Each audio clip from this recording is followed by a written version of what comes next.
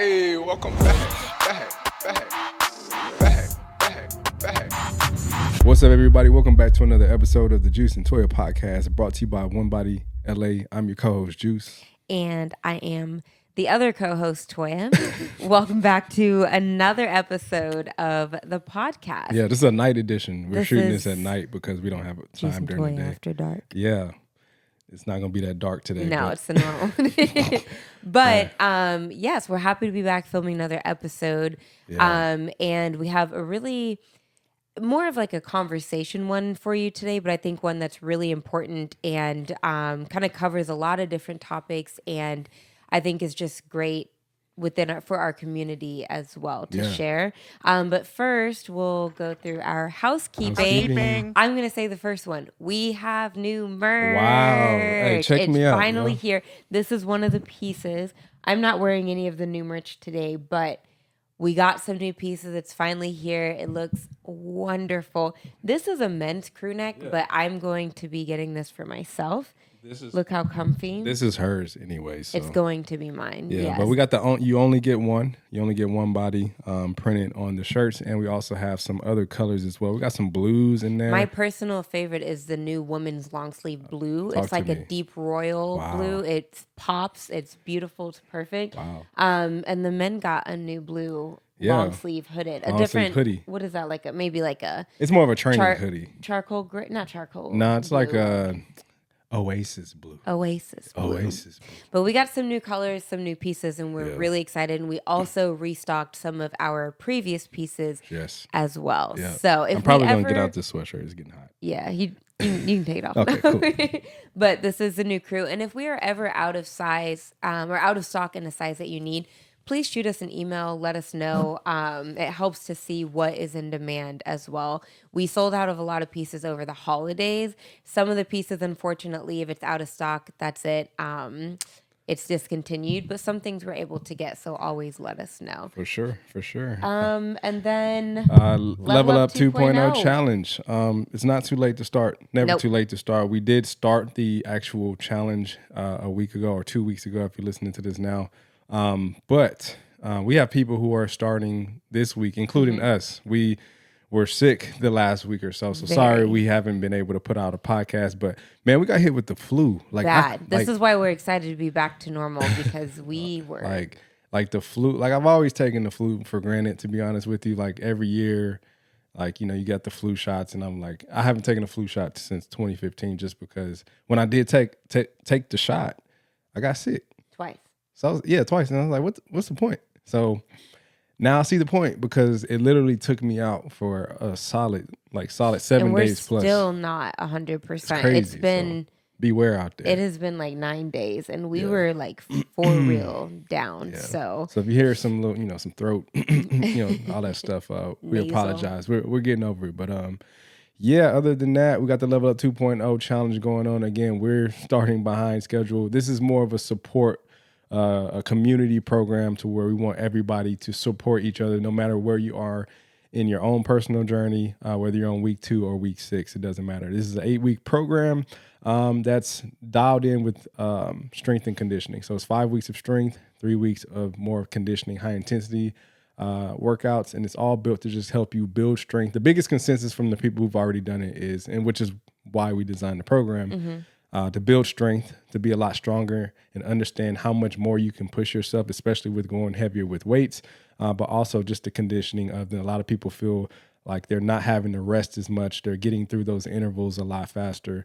And that has resulted in some body fat loss, of course, with a lot of people. So definitely a great comprehensive program if you want to really get into the Fresh Start 2.0 challenge. Yep, and it's available on the app, or you can purchase it for a one-time purchase. So if you're not already on the app, there is a free trial, 7 days free. We'll drop the link in the description, the show notes, if you're listening to this. And if you are on the app, the program is already completely there for you, so you don't need to do anything, extra purchase or anything. It's already on the app. So a couple different ways that you can join the program with us. For sure. So I think that pretty much covers it. Yeah. We got the new merch. You got the level. We have a lot coming up soon, but I think for right now That's our sure. main things. We're really excited that the merch is here. We've my God. been talking about it so long. We've been waiting for it. It's finally finished and ready. It's been a 2-month delay, but we got it going. That'll be up on the website hopefully in the next week or two. It'll be. I'm working on it this weekend. We took all the pictures yesterday. It's ready, so look out for that like in the next week. So. Very soon. All right, so let's get into today's episode. So you probably clicked this title. Honestly, I don't even know what the title is going to be, but interesting conversation today. And what we want to do, I guess the whole purpose of this conversation is to, we want to show you that we were, we made mistakes in the past. Like some of the things that you may be doing now, we always say we don't ever want you to feel stupid for asking certain questions or feel stupid for thinking something that, you maybe was taught way back in the day or maybe on social media led you the wrong way, right? So we never want people to feel like, dumb or stupid for not having the right information. So or a lot of questions that start, I know this is a stupid question, or I know this might be a dumb question, but they're not. You're trying curious. To you're learn. Trying to learn. Yes. Yeah. Yes. And what makes it intimidating for people to learn sometimes is when people make them feel stupid. They go to certain people, they go to certain places or they look at certain content that makes them feel stupid for the way that they think or the way they've always thought certain things, whether it's, fitness related or nutrition or whatever the case may be. So today's episode, we thought we'd, shed the light on us today. We had a lot of things in the past that we went by that we thought was true, or some stuff we made up in our heads and we thought it was, you know what I mean? And what we're trying to get at is this is a journey. Like everybody's journey is different. We're using this podcast to give you information that you can take with you along your journey. But with this podcast today, hopefully you'll learn that like even us, people who are very knowledgeable now, that we were able to go to school for this and also do some extracurricular education to give us the knowledge that we need to be able to comfortably and, I always say with, what's the word I'm trying to use? Responsibility to give you good, helpful, and truthful information. So we went through our roadblocks as far as stuff that we thought, and that's what we're here to talk about. And today. Also, I think a lot of people don't understand how much fitness is truly a journey. We don't just say that as like, it's a journey. It truly is, and it takes a lot of trial and error, and a lot of figuring out. Like there's a lot that. I just had a conversation with a friend about this today. A lot of things, especially when it comes to nutrition, that I could tell you something worked for me and it is a complete opposite for you. And that takes figuring out. One of the most common questions I think is like, what macro split should I be eating? Oh man. That takes figuring out. And I think sometimes people think because we understand what we should be eating, they're like, oh, well, tell me what I should be doing, because they're like, oh, well, you know how to figure that out. But it took me years to understand what works well for my body, as it took him years, and it can change. It can change in the phase of life that you're in. I used to be way more active just because of the work that I did. I was on my feet all day long to working from home. That changed the way that I eat, So just kind of going through why it really is a journey, and not making you feel like we just have it all figured out, and like things that we had to learn along the way as well, just to maybe make you or help you to understand too, like, oh yeah, like it's okay to be working out for 2 years and still be learning things as you go. We've been working out my whole life, like from high school on, I've been working out, athletic, and I'm still learning things every day, and that's okay. Yeah, and another reason too we want to bring this up is like we get questions daily, whether it's on YouTube, whether it's on our app, like hundreds of questions that we try to get back to as much as we can. And a lot of times, we get questions that are so specific. Like people are like, they give you your age, their weight, their routine, their nutrition. Daily. This is daily to where we have people coming to us, and it's almost like they want to put it into a machine, like give them all this information and us spit out an answer that's perfect for what they need. When in reality,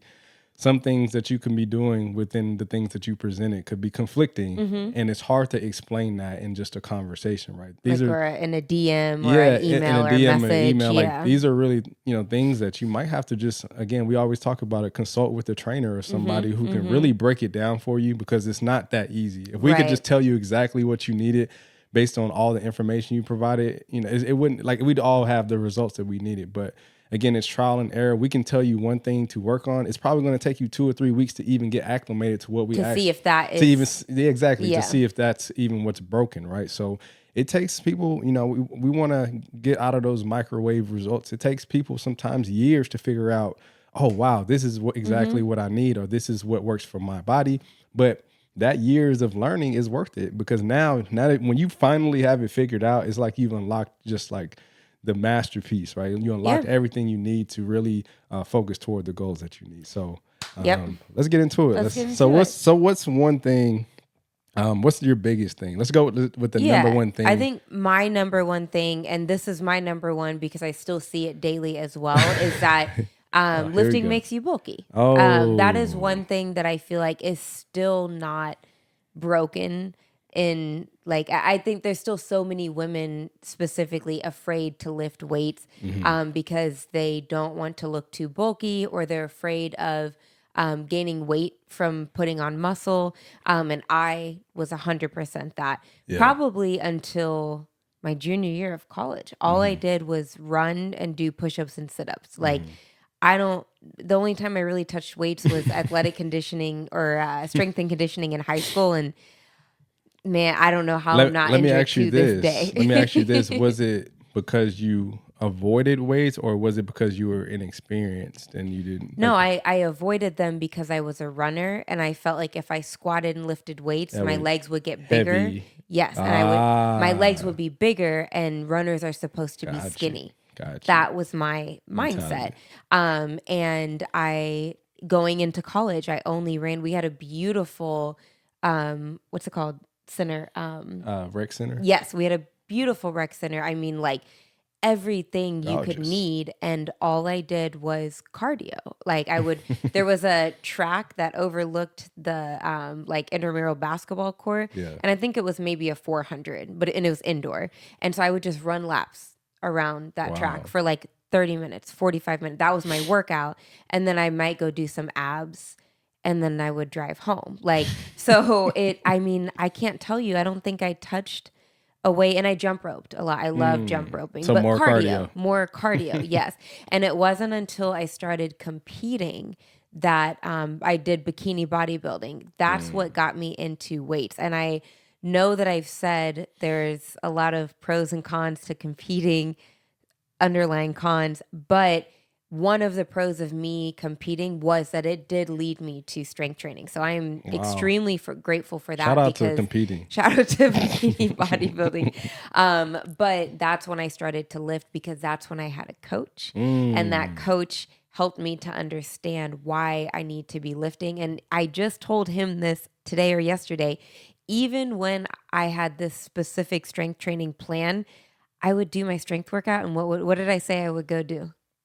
I would go run. Insane. Because I thought, well, I just lifted, so I need to go run to make sure I stay. And when I told my coach that, she was like, "You do what after you?" Like, she was so in. I focused more on the running than the strength, And so, not to say, let me preface, you can run after a strength training workout. It was more so because at that moment, my focus was building muscle. And so most of my energy was going to cardio when I should have been putting it into going heavier in my weights. But I would be so fatigued from running miles and miles and miles and miles that I wasn't focused on the strength. So that was my biggest one, is like the fear of being bulky. And without getting too deep into it, it takes a lot to be bulky, like a caloric surplus, and really breaking down muscle and going heavy. And the nice thing about building muscle is it doesn't happen overnight. So if you do find yourself like, man, my arms are getting just a little bit too bulky, it's okay to then dial it back and go to maintenance. Like, you're going to feel that you're too bulky before you just pop up like that SpongeBob meme overnight. Sure. You know what I mean? So that's the nice thing, is honestly, I think it's easier to lose muscle than it is to lose body fat. You know what I mean? So it's not like you're just going to do a squat and the next day your quads are popped up, Yeah, you know? for sure. So it's a myth. Lifting does more good for you in terms of being lean than it does make you manly and bulky. So For sure. And a good point I want to make with what she just said is sometimes we create things that aren't even scientifically true. Like we create things that aren't real based on just random reasonings. Like sometimes people like come up with stuff, and then if you come up with something long enough, you're gonna believe it. You know what I mean? Like if you come up with, oh, I should run after I do my lifting so I don't get too bulky. no one told me that. Nobody I made told that her. up in my mind. It was just this mentality that she needed to maintain her running. Yeah. She didn't want she wanted to get the benefits of the lifting, but she didn't want it to be at the expense of messing up her running. So she created this mindset that, oh, if I just run after I lift, it would maybe offset this, right? Yeah. And I had to learn how it's okay to run and strength train. I do that now, but I had to learn, like, if my priority is to build muscle, like, don't go run 10 miles before or after, like if I'm trying to really focus on that. And I had to learn how to incorporate both and that it's okay to do both and achieve the goals that I want. For sure, for sure. Yeah. What's one of your biggest ones? One of my biggest ones, and this, I mean, I got a whole list, but one of my biggest ones was supplements early on. And especially when you're a high schooler, I'm going back to high school, like 14, 15 years old, I had aspirations of making the varsity team. I wanted to make the varsity team as a freshman, which I did like later in the season, which I did reach my goal, but I knew coming in as an 8th grader to 9th grade, I needed to get bigger. I was like, I think in 8th grade, which was, I guess I was decent size for an 8th grader, but I was like 150 pounds maybe. And I always looked up the depth chart of like all the other players and the varsity players. They're like 190, 200. So my mindset was like, oh man, in order to play varsity, I need to be a varsity weight. I got to gain some weight. So I went into that summer. We did summer workouts, you know, the usual. And we had to lift a lot. And, you know, we were just lifting. I was just doing whatever the coach said because I was so engaged in just gaining more weight, gaining more muscle, and getting bigger. But with that comes, I want to get there fast. Yeah. And as a kid, you don't know how fast it takes to get there. You're just trying to get there as fast as possible. So then you start hearing things. Oh yeah, some of the varsity kids, they're taking protein. Oh, what's they're taking protein. I always thought protein was just meat. And then that's when I learned about protein powder. And I was like, oh, cool. So I tell my dad, he goes to the local GNC, probably buys the worst quality protein powder that he could find. You know what I mean? Back in the day, it wasn't like, it wasn't the. You didn't have a lot of like clean options. It wasn't. Yeah, it wasn't the all natural organic. That didn't exist back. Protein was protein back then. The big red bottle, the big red shiny bottle. You know what I'm talking about? Yep. With the black lid, exactly. And I started taking protein, and then you got guys on the team. Oh yeah, I take creatine, bro. I was like, oh, okay, great. Where I get that? Tell my dad about creatine. He doesn't know. He's just thinking like, whatever I can do. And that's why I love my dad. He was trying to do whatever he could to give me an advantage, which it did work in some sense. But creatine, and then one thing about creatine, which for anybody listening to this, because we get a lot of questions about creatine, I started taking it, and I got a lot stronger. Like I remember my bench press went up, my squats were going up, but it got to a point where it was I'll never forget, it was one workout session, or it was after workouts, I would like go do extra work because I wanted to be seen. I wanted to be like, yeah, look at what you're putting in work. Yeah, he in there putting in work. Or you think he got the name Juice? Exactly. Coaches come in like, look at White. Look at that kid, man. He wants to be great. So I always stay after workouts to get in more. And at some point, the coaches would leave, and it would just like be some of the seniors, the older guys working out, and then the janitors, they'd come close it up. So one day I was working out, and I had like a cramp in my calf, and it just would not go away. And I would just try to work through it, whatever. And then it was one of my other calf. I was like, what's going on? So, body shutting down. And then it was my hamstring, then my other hamstring, then my glute. And it was like working its way up my body. And then one of my teammates saw that I was like cramping, and he just gave me some water. And then I had never gotten it got up to my chest, and then my neck was like seasoned. And I was so dehydrated. And then when I never went to the hospital or whatever. I know we had like one of our trainers was there, and she was like, "Are you drinking enough water?" I was like, "Yeah, I mean, that's all I drink at the time. It's like water, and then maybe occasionally Gatorade because of sports." And then she was like, "Are you taking anything?" I was like, "Yeah, protein and just creatine." And she was like, "Creatine?" Yeah. And you're dehydrated. Yeah. And then she like connected the dots for me. And then we had some guys even on the team that had kidney stones, and a lot of other issues. So my thing was, I think that's the mentality these days. A lot of people think like, oh, I have to take supplements or I have to take something to give me that advantage, when supplement, in the word supplement, means like to add more of, and in this case, more of something that you're not already getting, which we always preach through your nutrition first. If you're not getting it through your diet, and try to get it through your nutrition before anything. And if you don't get it, then that's when it's necessary to supplement. Other than that, try to get everything into your within your food as best as possible. And I think like piggybacking on your story with the supplements and like kind of recapping that is, we say this to say that supplements are not 100% necessary. So like thinking that you have to take a supplement because someone else is taking a supplement and you see that they're 190, if you want to be 90, he's on varsity. I'm gonna get on varsity. And not doing your research on it. So obviously you were a kid and like you just wanted to be great. So like, you know, get me the creatine, get me the protein. But when you're taking anything, like just because someone else, I don't care if I tell you, your favorite influencer tells you, whatever, do your research on it to make sure it works for you. And I had the same thing with pre-workout. I didn't know what was in pre-workout. I just knew that when people took it, they worked out harder and they're like, yeah, let's get in a good pump. And I took pre-workout and ended up in urgent care as well. My blood pressure skyrocketed. I was nonstop shaking. I don't even know to this day how many milligrams of caffeine were in there, and then beta alanine, and just like it wasn't for me. Yeah. And I know people who can dry scoop it and then chug some water. If it works for you, that's wonderful. But like, do your research and make sure that you know what you're doing with any and all supplements. And that's why when people message us like, should I take this supplement? I will never say yes. Ever. Because for any supplement out there, I can tell you someone who had great results and great experience, and I can tell you someone else who had very poor experiences with it. And they're two different people. So I can't tell you which one of those you would align with, you know? Yeah. So I know it's annoying to hear us say like, research it. But we say that because we've been through it. We were there where the only difference is we didn't ask. We just took it. Like we saw other people doing it, especially in the world of bodybuilding. I saw people taking pre-workout. I'm bodybuilding, so I should take pre-workout, right? Like that's how I looked at it. I didn't even know what I was doing. Fat burners, protein powders, creatine.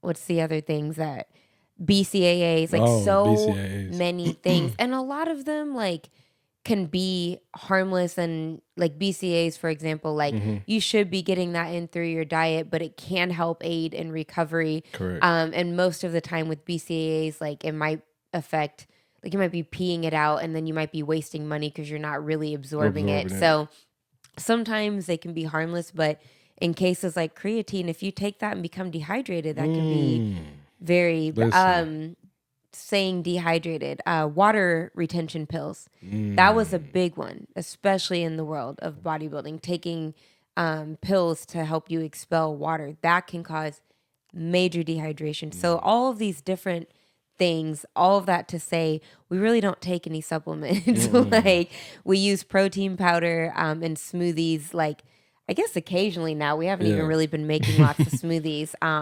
It took me being like deathly sick to take an Advil, and that was for like a headache. Yeah. Like I was having a headache. Like I don't even like to take stuff like that just because if I don't need it, why why put it in my body? And it can also be very expensive. So that's another thing that we like to say too, is like we have people who literally be like, I can't afford like the protein powder we like to use is Naked Nutrition. So there'll be people that be like, do you have a cheaper option? I do, but it's probably not going to be. I don't have one that I could recommend, but there are cheaper options out there. I was about to say, you do? No, I don't have one that I'd recommend, but there are cheaper options out there, of course.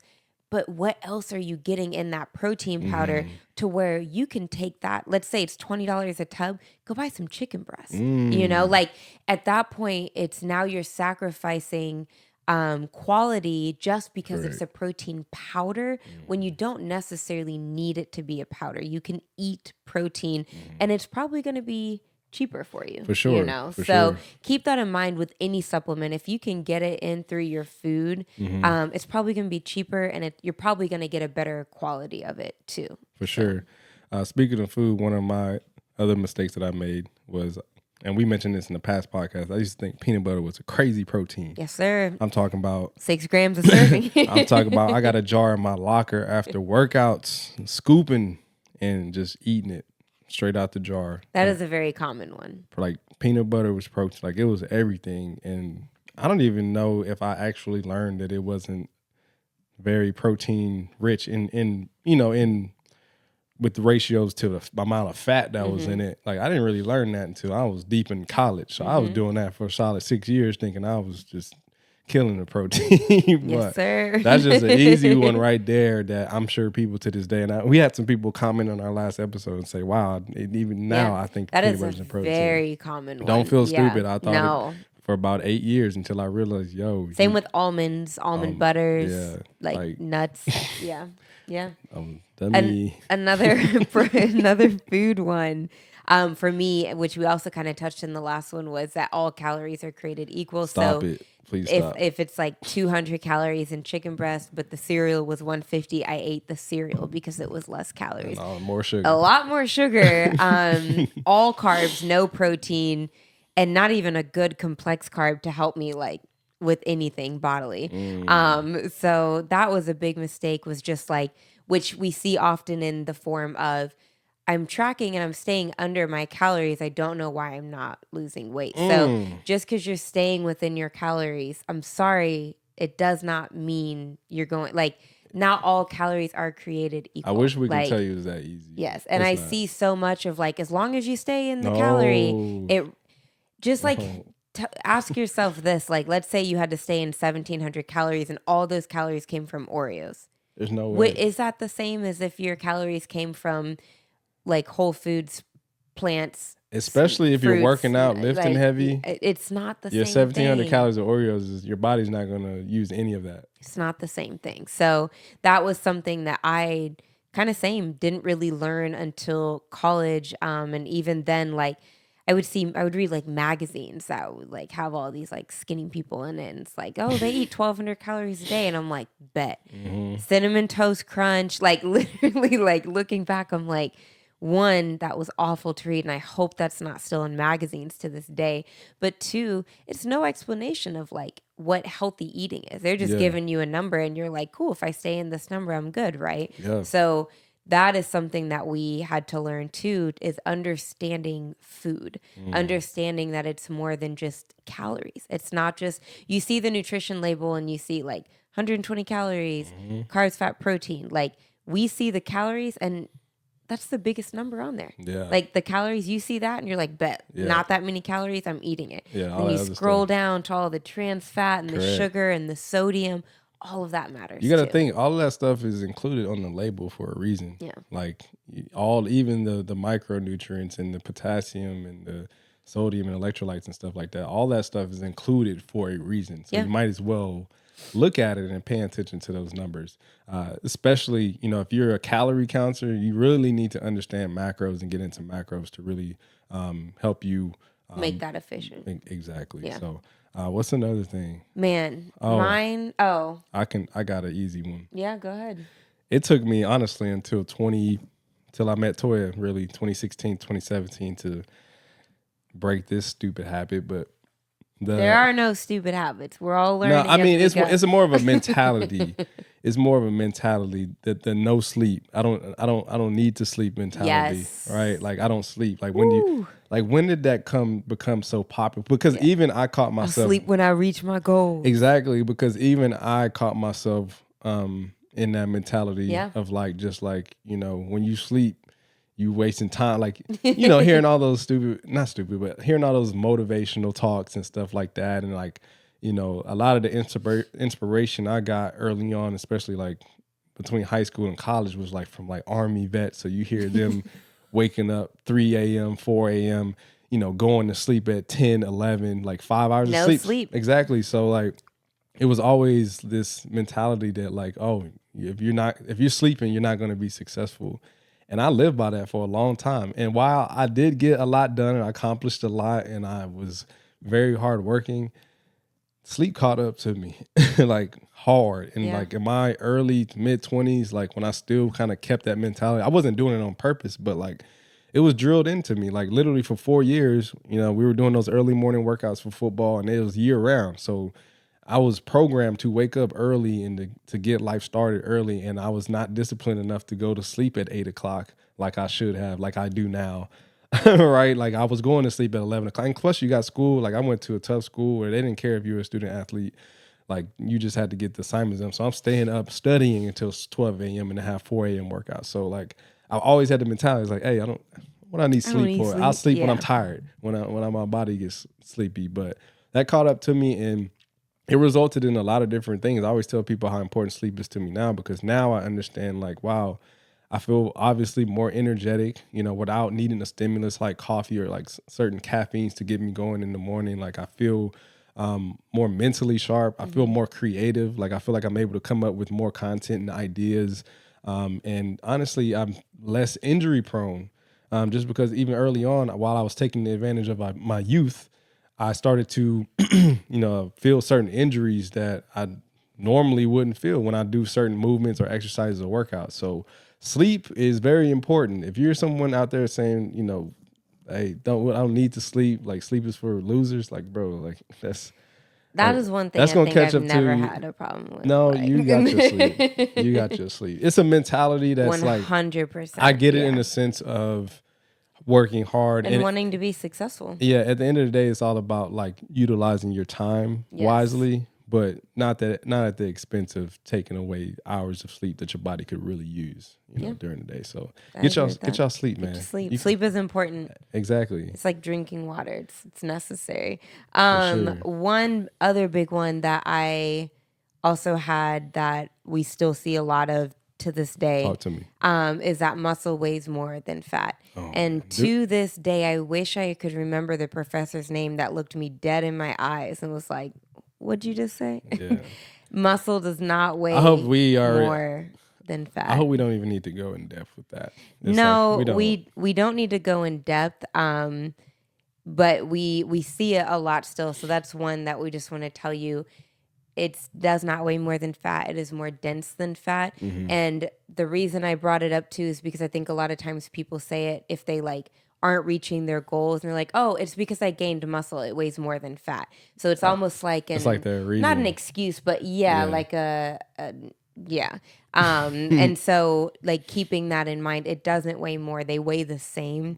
And if you put on muscle and lose fat, you should be shrinking. Yeah. Like that's kind of how that works. Which is the reason why, again, if you've done our workouts or more so the challenges and programs before, a lot of people say, especially those 4-week ones, where it's sometimes, again, 4 weeks is not enough time sometimes for certain people to see like huge drastic results. Yeah. But we've had people say, I didn't lose a single pound, but for some reason, they say for some reason, somehow my pants are fitting differently, right? Yeah. It's because you lost body fat, which you could have very well lost 5 pounds of body fat and gained 5 pounds of muscle. So like she said, your weight didn't change, right? Your overall weight, but the density of that muscle is worth 5 pounds. Yep. And the density of that fat, which is a lot more, is in that 5 pounds too as well. So that's that. Yeah. We're gonna leave it at that. No, that's all. But to say, like, if you're someone who thinks that, I thought that too until college, literally until college. So, I wish I knew the name of the professor that made change my whole life. Yeah, for sure. So that was another one, and then my last one that I have is not eating enough. Always being in a deficit and not understanding how that impacted my health. So break that down. Not eating enough is truly detrimental to your health, to your hormones, and can hinder your goals, even if your goals are to lose body fat, especially if your goals are to build muscle. I was in a deficit all the time because I thought if I ate even at maintenance, I would put on weight, or if I didn't eat in a deficit, I wouldn't stay lean. And so for a long time, I would eat at a deficit and my hormones were messed up. I had headaches all the time. I was tired. So for him, it was, I don't sleep. For me, I wasn't eating enough, and I would live off of like 1,600 calories and be so fatigued all the time. And then I started gaining weight, because then that's a whole nother podcast, but I wasn't supporting my body with the energy and food that it needed to keep up the function. Wow. So then when I started gaining weight, guess what I did? Drop my calories even more. And so not eating enough calories can be severely detrimental, not just to your goals, but to your health overall. And then within those calories, the last thing I forgot to say from my other point was I was eating 0-calorie foods, because I'm like, oh, I got to stay in a deficit. So I would eat That don't even sound right. Right. Like I would eat like 0 or low calorie, like food. very artificial is where I'm getting at, just to stay within my calorie deficit. So then that artificial, all those sweeteners and things like that would make me bloated. So I felt awful. And when I learned that like I need to be in a surplus, and he kind of helped me with that too, where I was never, my glutes would never build. And I'm like, I'm lifting. And then he's like, you're not eating enough. I was like, you're not going to build glutes with 1,700 calories. Yes. And so even no for, way. and that's a whole nother podcast, Talk to like me. going back to the bodybuilding, that mentality and how it like, anyways. This is a therapy session, It's y'all. a therapy session. But yeah, like I just thought that if I stayed in a calorie deficit, I would stay lean, and that doesn't work that way. You shouldn't be in a calorie deficit your whole life. You need to be eating at maintenance, and sometimes at a surplus depending on your goals. Yeah. And what happened when I increased my calories? I lost body fat. I lost body fat. So we get asked a lot of times too, but especially with the nutrition guide in the app, they're like, well, if I go in a surplus, won't I gain weight? Initially, you might. Like, again, it's one of those, it depends. Like, how long were you in a deficit? What is your metabolism like right now? It depends if you'll gain weight. But if you're eating foods that aren't donuts and Oreos for all of your calories, and you're eating good foods that are, if you're in a surplus, you're probably expending a lot of energy in terms of your workouts and your daily activities. So if you're breaking down a lot of muscle and you're in a surplus, majority of that surplus is going to repair, to rebuild, to help you to build that muscle. So you might put on a little weight, but that doesn't mean you're going to gain a ton of body fat. Yeah. It's different, right? So keep that in mind if you're someone who's in a deficit, like chronically. That was something that messed me up, and it took me like eating in a surplus for more than just 2 weeks, be in a surplus for some months, and like let your body acclimate to it and watch how your body changes. Yeah, we made a I don't know if it's a YouTube video. Excuse me.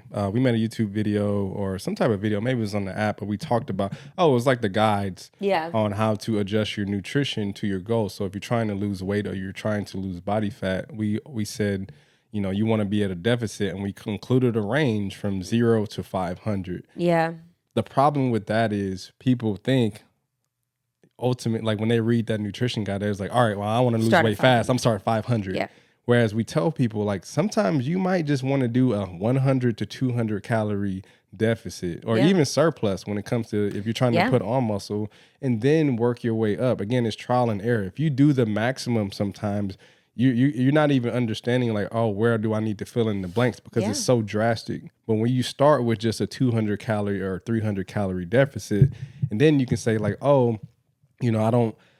Maybe you might be at a 300 or 400 calorie deficit, and you're like, I'm starving. Yeah. Like it's different between being hungry and starving. And not eating. Yeah. Right. Not Listen giving to your body. Your body's starving because you need more. You might need those extra 200 to 300 calories. Start at a 100 calorie deficit and then work your way down as needed. So try not to do the drastic thing. If you're, like she said, if you're at a deficit for a long time, sometimes it can be a detriment to the goals you're trying to achieve. I've seen people who are at a deficit who gain weight. Yeah. You know why? That was me. Yes. You know why? Because at some point your body is trying to protect itself, right? If your body is like, I need 2,200, you're only giving me 1,600. I have to put these defense mechanisms in place to make sure that I'm being efficient with these 1,600 calories, which means bloating, which means, a lot of different, bodily processes being thrown out of whack. Tired, right? There's so many offsets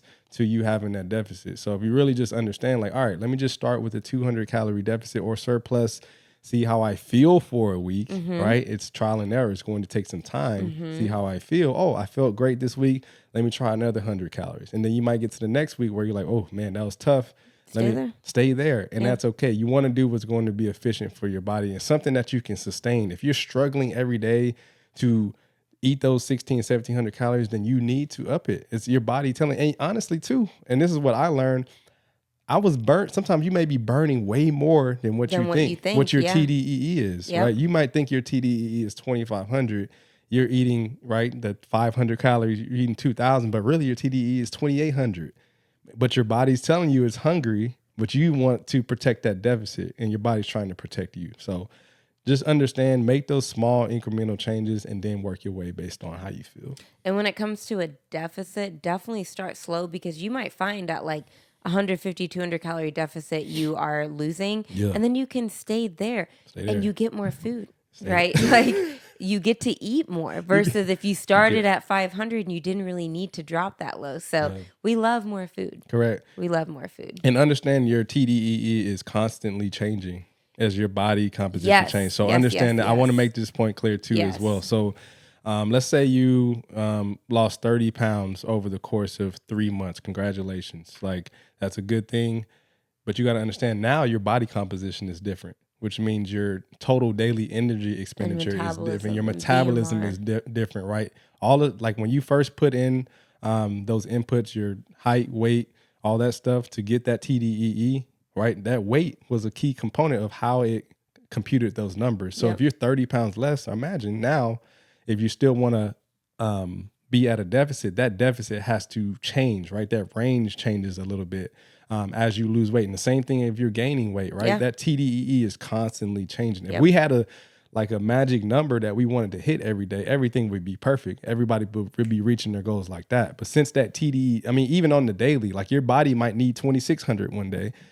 Your body might need only 2,200 some days, right? It just depends on your activity level and the things that you're doing energy-wise and the foods that you're consuming on a daily And this is where intuitive eating comes into play and why I personally don't feel like tracking doesn't work long-term for everyone and it's not sustainable because you may not be in a position where you can weigh every single thing, like depending on your job. And also it might mentally not be good for you, right? And so this is where if you can learn and understand like, my body's craving protein or I haven't had enough protein today, I haven't had enough carbs.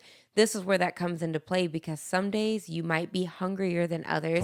And if you're tracking your foods and staying in the strict number range, you might not be giving your body what it needs. And so let's say like I had a crazy heavy leg day yesterday. The next day I might be hungry. Like hungry. And then when we were sick, we were literally not moving. I mean, there was one day we tried to go on a walk and we looked like we needed canes. Like we were limping. We were so sick and our bodies were aching so bad.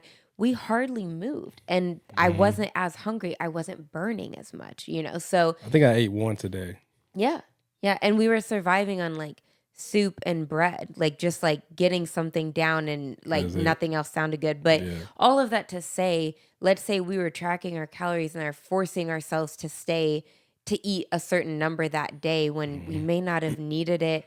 It would have been forceful. And then other days I may have truly needed it and I'm depriving myself of something that I might need to recover or give my muscles what it needs. So this is where intuitive eating kind of comes into play. And once you really understand like, I'm hungry. I haven't had enough protein today. Protein is satiating. Let me go eat some protein. Correct. Or I need some fiber. My digestion has been off. Like really understanding your nutrition and what works for your body.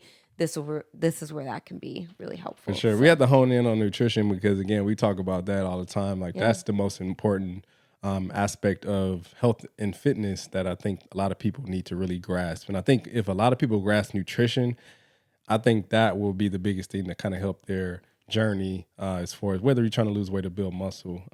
Because at the end of the day, we got so many there's so many different ways to reach your goals. Again, people do follow along workouts. People on our app doing the circuit training.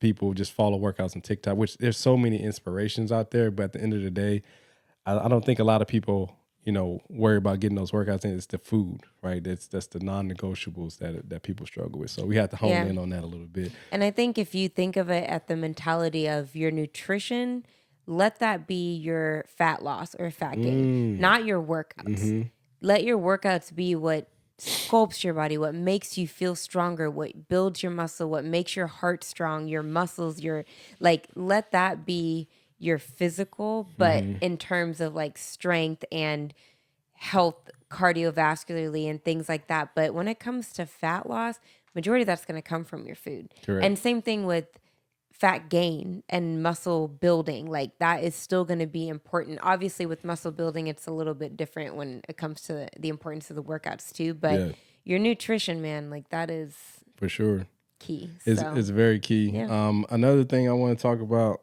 I'm gonna make these very short. Yeah, I said all my mistakes, but I can probably relate to. I'm gonna make this very short. Gatorade is not a daily drink. Amen. Stop drinking Gatorade as water. As for leisure. Julius, talking to you. I don't drink anymore. Listen. Anymore. If you're just chilling at the house and you're watching some sports and you eat a snack, don't grab a Gatorade. Gatorade is made for sports. It's made for in sport. So if you're not really sweating or losing a lot of electrolytes or utilizing the sugar that's in a lot of these sports drinks, then it's worse for you than what you think it is. I used to think because I drank a Gatorade every day, I'm ultimately hydrated, which to a certain extent is true. But also, it's again at the expense of 40,000 grams of sugar. So, a Gatorade is not a daily drink, everyone. I'm sorry to break that to you. And this is coming from me because I used to. It don't matter. Gatorade, Body Armor. I'm calling them all out. It don't matter. What's the other one? Powerade. Yeah.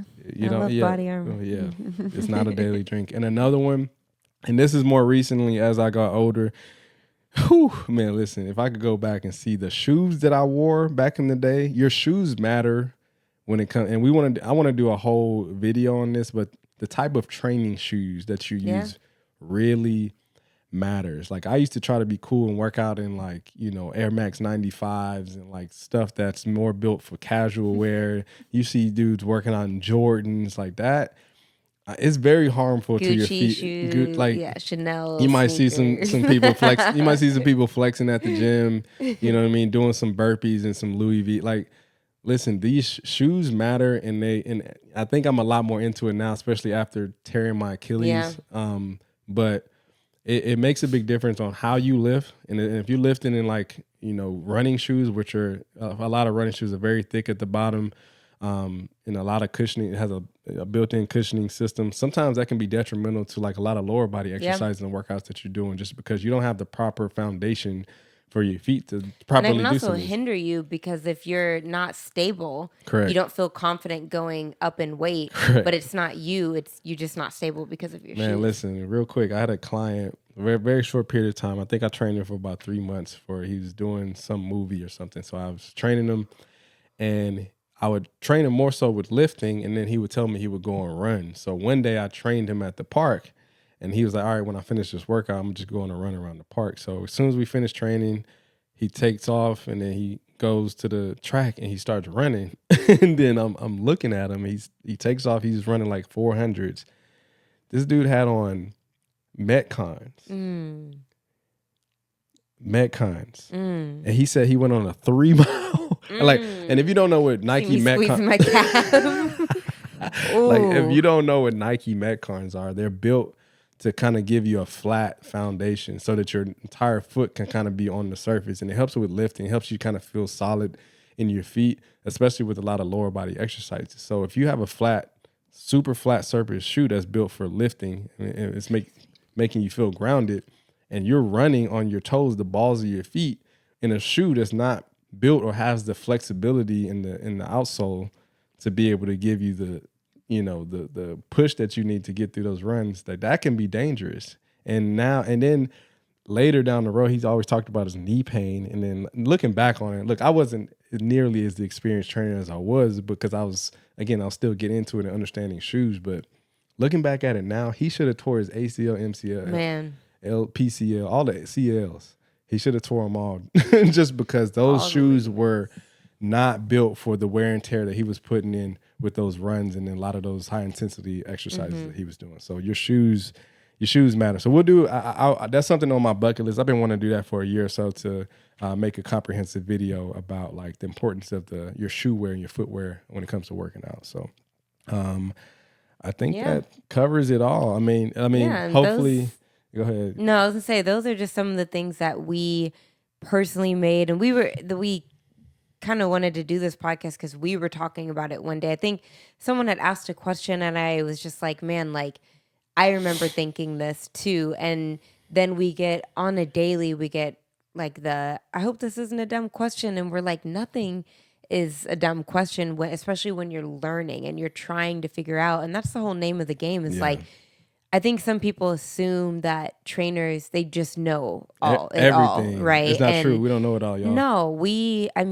are like I said, I'm not kidding. We're still learning to this day. And there are things that I was taught in high school that I learned in college were not right. And things I learned in college that are now like, oh, that's not right. And it's not just because these things were taught wrong. It's because information changes and there's so much new research, and you just learn as you go, and there's no one size fits all. And if you're someone who's on the app who sends messages, I know hearing it depends or I can't help you. I know it's frustrating because you're asking because you want the help and you want to get on the right path, but you are on the right path. You are learning as you go and you're trying to figure it out. And I know it might seem frustrating when it's like, well, I don't know if I want to spend 8 weeks on a program because how do I know if it's going to work for me? You're not going to know until you finish the program. And then at the end of the program, then you'll have information. Yeah, that's that is the key to have information and data. And this is another reason we preach circuit style training so much, because it gives you more information and stimulus. If you're only doing follow along workouts, it's hard to tell you like if you need to be lifting heavier, or because you're not doing progressive overload, right? You're doing a squat one time, maybe twice. There's not a lot of stimulus to the muscles. So you have to start at some progressive overload. And then from there, let's say you did an 8-week program and your squat weight never went up. Then we can try to figure out, why didn't your squat go up? You know, like, so I know it's frustrating, but believe me, we've gone through it too. He had to figure out how he was going to make varsity. He didn't just have like, this is the program I'm doing it. He was just eating and lifting and just, I was just following, figuring it out, you know? And I'll close it up to say this, and we mentioned this in another podcast too. Do not follow, take inspiration. Yes.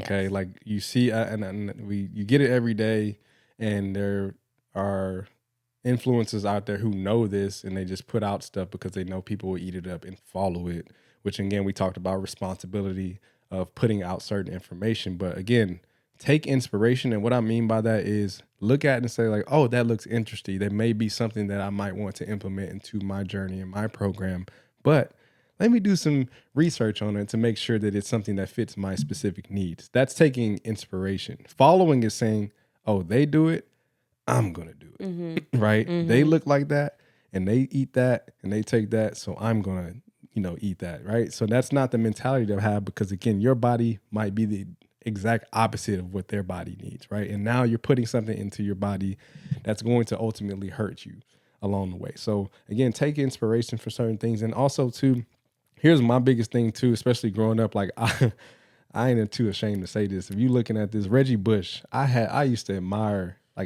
Me too. She used to love Reggie Bush. I let her slide, but Reggie Bush was my favorite player. Still is, was one of my most favorite players, even in through the NFL, especially in college.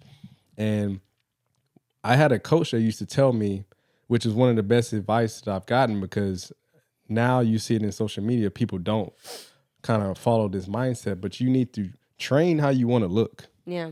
Right? People want to look like NBA athletes or like certain people, but they're not training like them. And I'm not even talking about fitness influencers, because influencers have their own ways of manipulating themselves. That's a whole nother podcast. But I always base my, whether it's my physical abilities and my looks off of athletes, because you got to think about it. Athletes, their job is making sure their body is prepped for whatever sport that they're playing. If you're a 100-meter runner, right, you are training to run the 100. And if you look at a 100-meter runner versus a 400-meter runner, they look completely different. Yeah.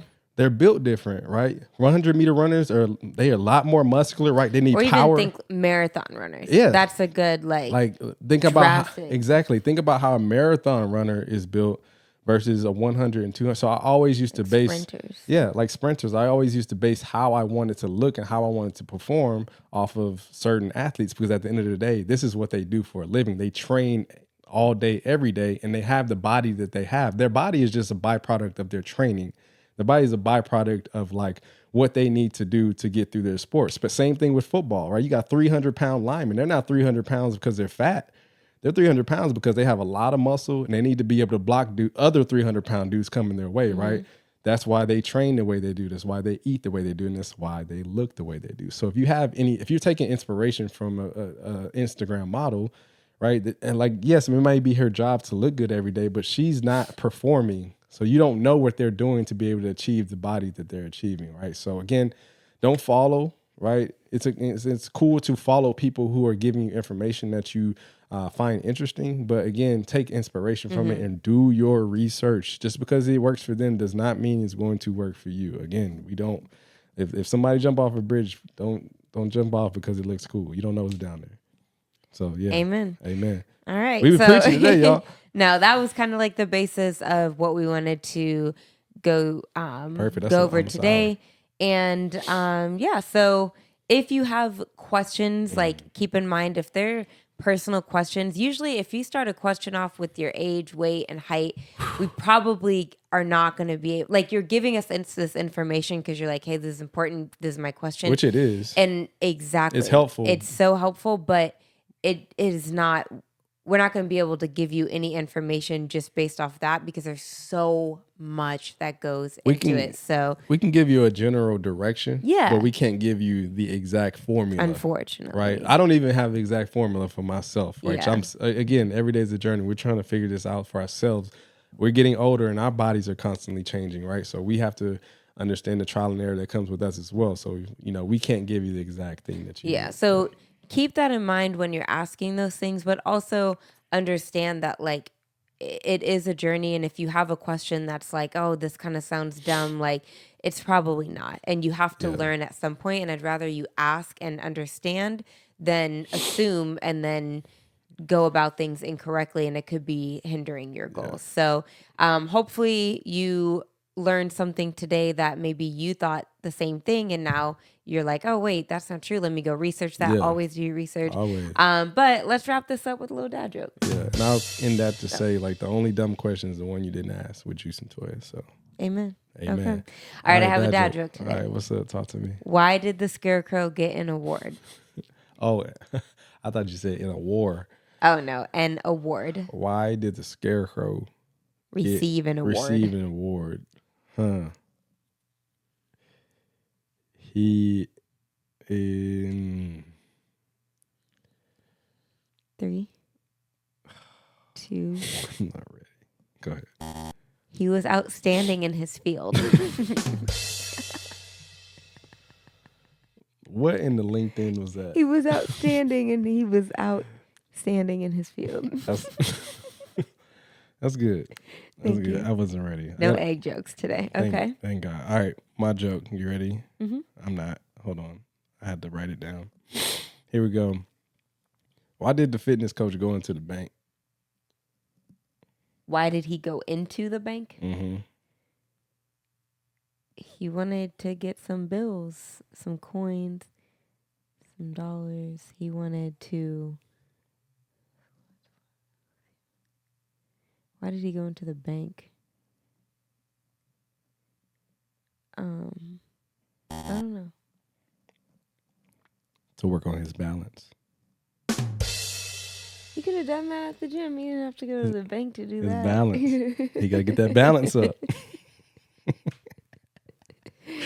We're still working on it. Yeah, we have not changed our profession to comedians. Nah, we're going to stick with what works, and that's being trainers and giving you information like this. So, like we said, we hope you enjoyed this podcast today.